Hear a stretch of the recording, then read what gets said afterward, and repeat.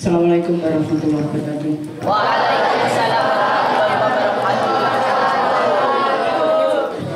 Kalau materi ketiga ini, silakan ditata bokongnya sing enak.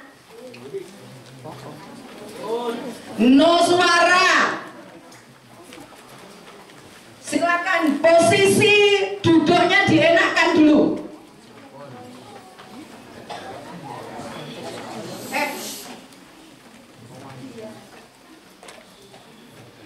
Mbak, sudah enak posisimu? Oke. Rungokno, saya ngomong. Sebelum saya memulai materi saya yang ketiga, materi saya kamu ketemu hari ini dengan saya 2 kali. Kalau dalam materi ini kamu memperhatikan dengan baik, gak celometan, tak jamin sih malam ini tidak tak bawa keluar kamu lakinya. Tapi kalau tidak ada perubahan sikap, tak umbah kamu di luar. Kamu saya bawa ke sini, di awal sudah saya katakan, gila, membangun karakter, potensi, mewujudkan profil pelajar Pancasila. Kilo bacaan. Sebelum kamu berangkat ke sini, koordinasi kita hari Sabtu sudah saya sampaikan ini. Jadi kamu jangan kamu anggap kamu ke sini itu terus enak-enak sakarpe udelmu dewi. Saya itu sudah tekan kontrak dengan untuk apa? Untuk ini. Kalau materi ini, sekali lagi saya garis bawahi, materi ini kamu bisa mengikuti dengan baik, malam ini tidak ada acara keluar, langsung istirahat. Tapi kalau tidak ada perubahan sikap, tak umbah kamu nang jowo.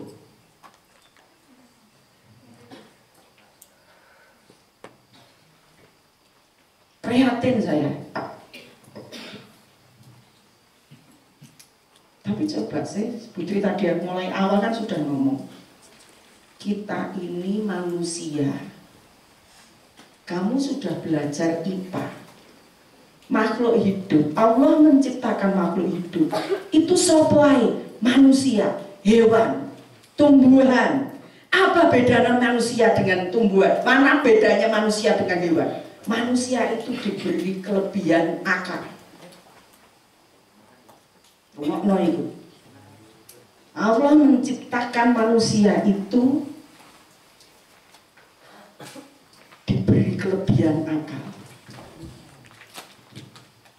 Saya ulangi sekali lagi, angkene seluruh siswa yang ada di UPT SMP Negeri 33 itu tidak ada yang kebutuhan khusus, sehat jasmani rohani semua. Kalau sehat jasmani rohani berarti paham dengan apa yang disampaikan oleh siapapun, bukan hanya Putri. Nggak usah celometan. Sekali lagi, jaga sikapmu. Pulang dari LDKS bisa mencetak anak-anak seperti ini, tak angkat jempol ada perubahan. Untuk siapa? Bukan untuk saya. Untuk siapa? Untuk diri kamu sendiri. Kalau kamu pulang dari sini tidak ada perubahan iki, percuma kamu berangkat ke sini. Putri itu kegiatan seperti ini gak sekali 2 kali, nak. Putri itu berada di depan anak-anak seusiamu itu bukan setahun 2 tahun. Kamu belum lahir. Saya sudah berhadapan dengan anak-anak seusia kamu. Mulai tahun 1993 saya jadi guru. Ayo mari kita buat kesepakatan, komitmen dalam diri kita. Berubah menjadi lebih baik. Berubah menjadi lebih baik. Saya tahu kalian capek semua. 160 siswa kelas 7 tambah 26 tambah 7. Hanya 12 guru. Apakah 12 guru itu tidak mampu? Bukan tidak mampu. Mampu, saya percaya pada Bapak Ibu guru. Kalian yang tidak bisa menempatkan diri kamu. Oke, saya tidak banyak ngomong. Ini sudah menunjukkan pukul 7.30. Harapan saya 9:30 sudah masuk kamar, jam 10 kamu sudah tidur. Tapi kalau tidak ada perubahan sikap, lanang metu kabeh. Saya yang mendaftarkan diri kelas 7A. Putri tidak takut di luar. Apa yang saya takutkan? Putri tidak takut bahwa anak 16 orang 7A. Apa yang harus saya takutkan? Saya hanya ingin merubah kalian menjadi lebih baik. Prihatin saya. Pak Tris, Pak Ansori, Pak Faiz teriak-teriak mulai pagi ngatur kamu. Gak ada perubahan. Bayangan saya itu apa? Awal kamu baris di sini, tak anggap, oh itu baru awal. Sholat pertama duhur, mengikuti materi saya pertama, kamu masih belum bisa diatur. Tapi sudah masuk sholat asar, maghrib, isya sampai materinya Pak Superno kepemimpinan tetap baik. Tidak ada perubahan. Loh, saya mikir betapa luar biasanya anak-anak saya tahun ini. Luar biasanya Bapak Ibu guru mendapat tantangan anak-anak seperti kalian. Stop sampai malam ini, detik ini. Jok dilanjut. Diingat-ingat apa yang disampaikan oleh Bapak Ibu guru.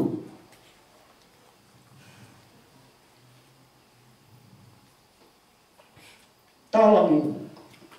Gemes saya. Gak ada main tangan Putri. Gak mau.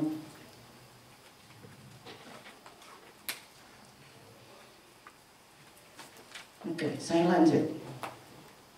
Wes, tidak ada komen. Ini nanti saya menyampaikan tentang materi Cash Pro. Cash Pro itu singkatan dari kesehatan reproduksi remaja. Tolong pada saat saya menyampaikan materi ini, jangan dilihat dari segi pornonya, tapi dari segi pendidikan. Kalau kakak-kakak kelas kalian yang di kelas 9 ini sudah dapat Ustaz uber-uber.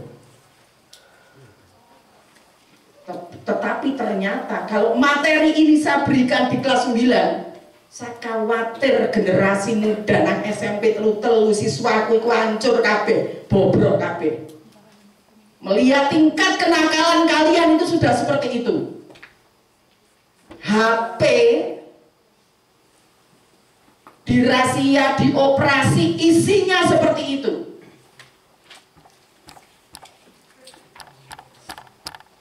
Makanya kenapa kita sepakat 3 hari ini bebas dari HP. 3 hari ini kita tidak tergantung pada HP. 3 hari ini kita tidak nyandu dari HP. Sekali lagi, jangan dilihat dari segi pornografinya, tapi dari segi pendidikan. Ingat, saya ingatmu sekali lagi. Aku ingat, kalau materi ini kamu bersikap dengan baik, tak jamin kamu gak metu. Nek gak ada perubahan. Wis anjur-anjuran nang jowo.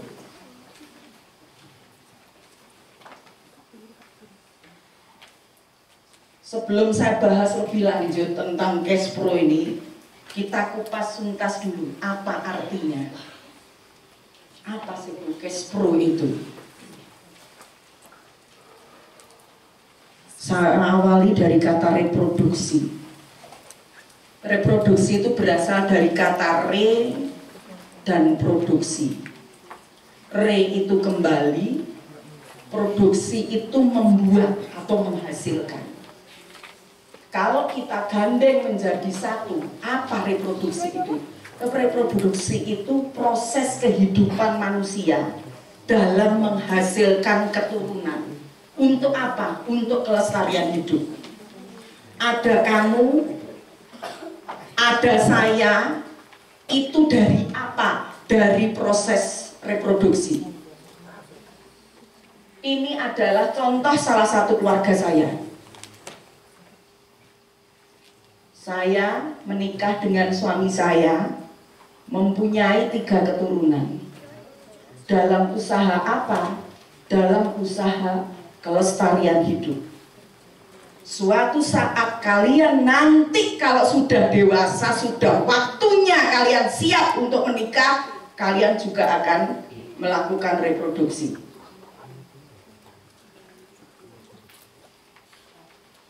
Oke. Secara utuh Bu, kesehatan reproduksi remaja itu apa? Kesehatan reproduksi remaja itu sehat, dikatakan sehat.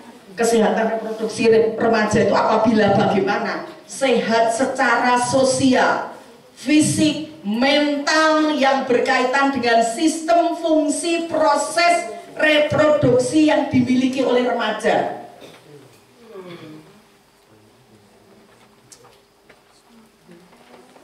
Kenapa sih anak-anak seusia kalian itu, anak-anak SMP itu kok perlu mengikuti kegiatan ini, kegiatan tentang pembahasan tentang kesehatan reproduksi manusia? Itu untuk apa?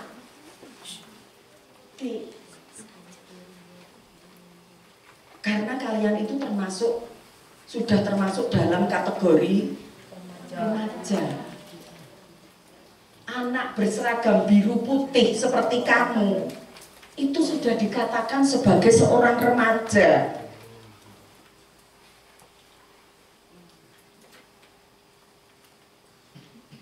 Loh, kalau gitu Bu, yang disebut dengan remaja itu siapa saja?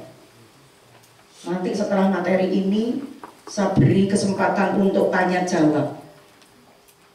Ya. Dari apa materi yang sudah saya sampaikan, silahkan kalau ada unek-unek apa silahkan tanyakan ke Putri nanti. Oke. Loh, siapa saja Bu yang bisa disebut remaja? Apakah anak biru putih saja yang bisa disebut remaja? Kita lihat. Dikatakan sebagai remaja itu mencakup usia 10 hingga 19 tahun dan belum menikah. Itu yang dikatakan sebagai remaja. Itu menurut Departemen Kesehatan Republik Indonesia.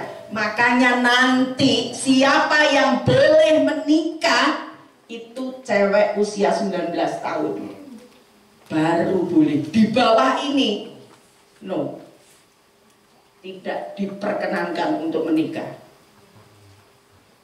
Ya.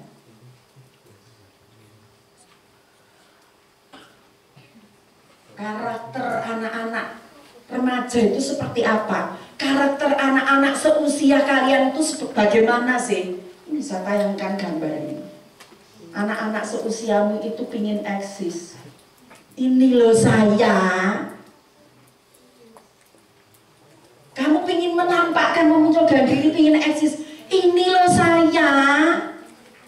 Saya si A, jagoan. Apa yang ditunjukkan oleh anak muda sekarang? Tawuran, merokok, kumpul-kumpul dalam hal yang tidak benar. Kemudian apalagi karakter anak-anak remaja? Hura-hura.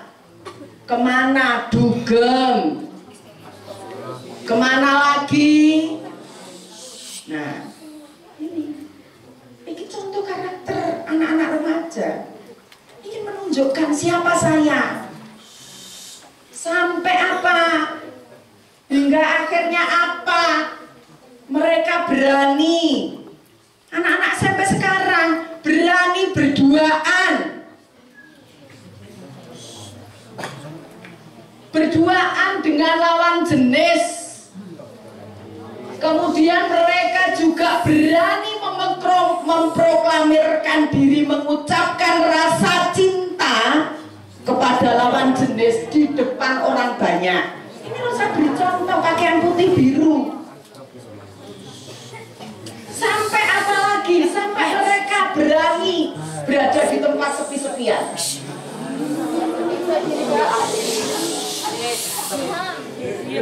Kamu jangan sok tidak tahu menutup mata.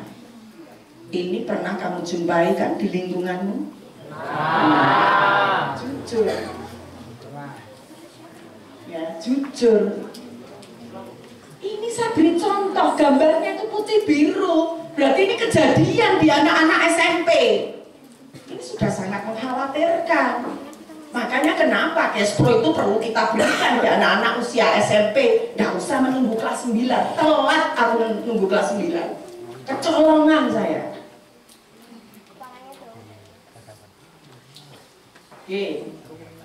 Lebih ekstrim lagi, lebih gila lagi. Berani nyoba sesuatu yang baru, sudah masuk ke narkoba.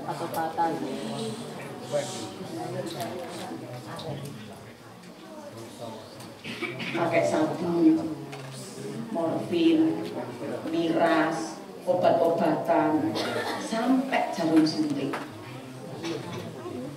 Mudah-mudahan anak-anak saya di sini tidak ada yang mencoba ini.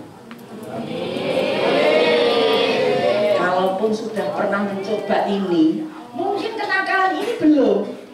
Mungkin sudah mencoba ini sedikit, karena saya dengar ini. Rungokno Putri. Karena saya dengar ini, ada yang sudah mulai mencicipi.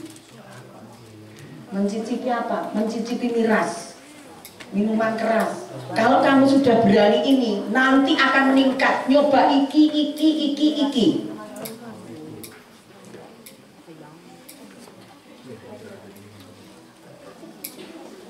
Apa yang kalian dapatkan setelah melakukan tadi? Pingin eksis, hura-hura, sampai cowok cewek seperti itu, sampai berani menggunakan narkoba. Apa yang kamu dapatkan? Kemerdekaan, free, bebas. No. Apa yang kamu dapatkan? Iya, kematian. Kematian itu bukan berarti terus mati dikubur, tok enggak. Itu yang ending terakhir, mati dikuburkan. Sebelum ke arah itu apa? Mati semuanya, otaknya mati, hatinya mati. Jadi seperti robot berjalan tanpa ada nyawanya. Ya. Sampai di media massa. Loh, kalau sudah saya mencantumkan di sini itu di media massa koran, berarti kejadian ini terjadi. Siswi SMP dihamili temannya. Mudah-mudahan istighfar kalian itu datang dari dalam. Apalagi kasus video porno siswa SMP. Sampai apa lagi? 66% siswi cewek di usia kalian itu sudah tidak virgin, sudah tidak perawan. 66%. Nanti kita bahas. Kamu nanti bisa mengukur diri kamu sendiri. Saya masih virgin atau tidak?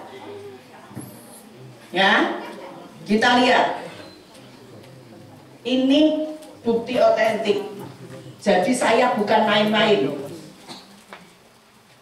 tapi ini sumber resmi. Oke, kenapa sih arek-arek remaja itu kok banyak yang melakukan hal-hal seperti itu? Karena pada masa remaja Itu masa peralihan. Peralihan dari mana? Nanti kita bahas. Pada saat itu remaja itu bukan hanya pada masa peralihan, tapi masa yang penuh dengan goncangan. Apa goncangannya? Masa mencari identitas dirinya. Dan di posisi kamu saat inilah periode yang paling berat.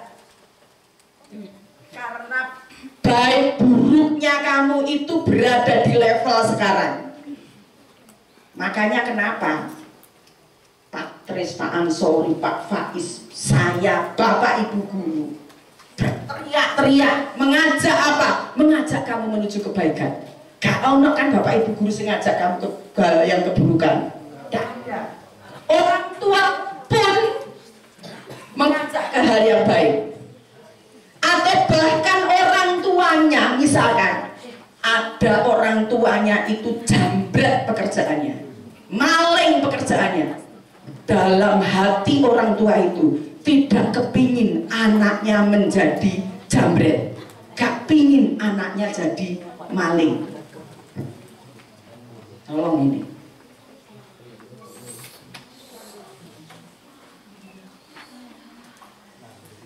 Oke. Masalah yang biasa dihadapi remaja itu apa? Ya memang tidak sebenarnya. Yang saya angkat ini remaja-remaja sehingga masalahnya apa? Baik dari fisiknya, perilakunya, mentalnya. Fisiknya apa? Mungkin gangguan pertumbuhan, masalah gizi. Fisiknya apa? Masa pubertas itu banyak jerawatnya, jumlah keringatnya itu lebih banyak. Pubertasnya terlambat, kemudian ada penglihatan dan pendengaran yang terganggu. Ini fisiknya. Perilakunya, ganggu masalah remaja pada perilaku, pemakaian narkotik, zat adiktif, ngerokok, hubungan seksual pranikah, kemudian kawin muda, sampai puncaknya ada aborsi, menggugurkan bayi dalam kandungan. Kemudian ada dampaknya apa? Dampak dari hubungan seks pranikah, ada infeksi menular seksual atau yang disebut dengan PMS, penyakit menular seksual. Kamu jangan bayangkan sing enak-enak bayanganmu, imajinasimu yang itu, tapi dilihat dampak negatif apa yang akan kamu rasakan setelah kamu melakukan. Kalau nanti kamu sudah melakukan, apa yang harus dilakukan? Stop, nanti saya tunjukkan selanjutnya. Ini masalah kepada remaja. Kalau remaja itu punya masalah, kalau kalian itu punya masalah, larinya kemana? Jangan lari ke tempat yang tidak benar. Larinya kemana? Larilah ke orang tuamu. Diskusikan dengan orang tuamu. Jangan tambah umpet-umpetan dengan orang tua. Jadikan orang tuamu itu orang pertama yang menerima keluh kesahmu tentang masalah. Kalau kamu ke orang tua, Bu, orang tua saya sibuk, Bu, orang tua saya kerja di luar kota, Bu, orang tua saya itu kerja di luar negeri, saya ikut dengan nenek saya. Apa yang kamu lakukan? Kamu bisa berkeluh kesah kepada bapak ibu gurumu yang kamu anggap itu mampu memecahkan masalahmu. Hati-hati jika kamu bertanya pada teman seusiamu. Karena apa? Karena teman seusiamu itu juga belum pernah mengalami masalah itu. Yang dikhawatirkan apa? Memberi masukan penyelesaian sehingga tepat, sehingga benar. Jadi kalau ada masalah, larilah ke orang tuamu atau ke gurumu. Tolong. Saya nyaman ke teman saya. Temanmu itu seusia kamu, sama-sama masih mencari jati diri. Nek orang tuamu, gurumu itu kan sudah paham, mereka sudah melewati masalah macam-macam. Mereka sudah belajar yang lebih tinggi. Insya Allah masalah akan terpecahkan kalau kalian lari kepada dua orang ini. Hati-hati. Ya, saya ingatkan, hati-hati ini.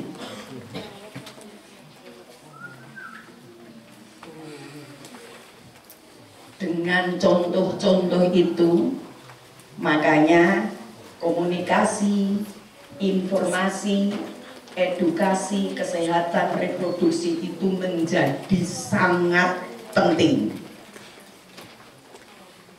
Oke, ini ada contoh lagi. Survei membuktikan 111 kasus PMS, 111 kasus penyakit menular seksual itu diderita kelompok usia di bawah 25 tahun. Mana Cika? Mbak Cika, beri contoh penyakit PMS, penyakit menular seksual itu contohnya apa Mbak Cika?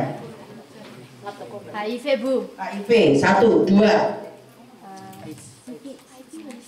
Silakan kelas 9, beri masukan. Selain HIV, Sifilis, Bu. sifilis atau raja singa. Terus GO, gonorea, kencing nanah. 4. Apalagi? Kamu tahu yang disebutkan oleh kakak kelasmu itu? HIV, AIDS sampai sekarang belum ditemukan obatnya. Gonorea, kencing nanah. Jadi kalau seseorang menderita penyakit ini, dari alat kelaminnya itu mengeluarkan nanah, baik cowok baik cewek. Sifilis juga gitu. Sifilis itu ada borok di alat kelaminnya. Coba perhatikan, masih 3 penyakit ini itu sebenarnya itu penyakit yang diturunkan, azab yang diturunkan oleh Allah. Sehubungan dengan apa? Kenakalan manusia. Penyakit ini penyakit menular, yang menularnya itu lewat hubungan suami istri. Dampaknya apa? Kalau si A kena berhubungan dengan si B, pasti si B tertular. Kalau si B ini perempuan hamil, si anak juga pasti tertular. Guru mana obatnya? Kalau HIV, ya, hindari riset. Terus remaja sangat rentan, paling tinggi risiko terhadap PMS termasuk HIV AIDS.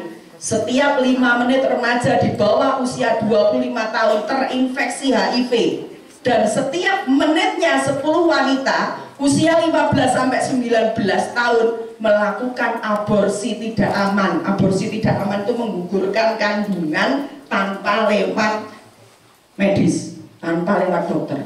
Mbuh iku nang dukun, mbuh itu diobati sendiri atau bagaimana. Nah ini 500 juta usia 10 sampai 14 tahun yang hidup di negara berkembang rata-rata pernah melakukan hubungan suami istri di bawah 15 tahun. Kamu jangan melihat ini saja, dampaknya apa? Ya, loh ini saya nggak bujuki loh ini. Ini diambil dari WHO, UNICEF ini. Data ini gak main-main. Gitu loh. Data ini bukan data main-main. Kenapa kok remaja banyak yang salah jalan seperti ini? Ini belum tumbuhnya kesadaran pentingnya kesehatan reproduksi. Masih dianggap tabu pendidikan seksual sejak dini. Karena kamu tidak mendapatkan pendidikan seksual secara dini, akibatnya apa? Kamu salah langkah tadi. Makanya saya ingin memberikan ke anak kelas 7. Saya tidak mau nunggu kelas 9. Kalau kelas 9 tanya, mereka tanya jawab tuntas di kelas 9 membahas ini. Karena saya mau mereka tidak salah langkah, tapi saya takut terlambat saya kalau menunggu kelas 9. Karena materi ini mestinya SD kelas 6 sudah dikenalkan oleh gurumu. Oke, bagus, berarti gurumu jos. Tetapi kenapa kok masih banyak perilaku-perilaku yang menyimpang, perilaku-perilaku yang melanggar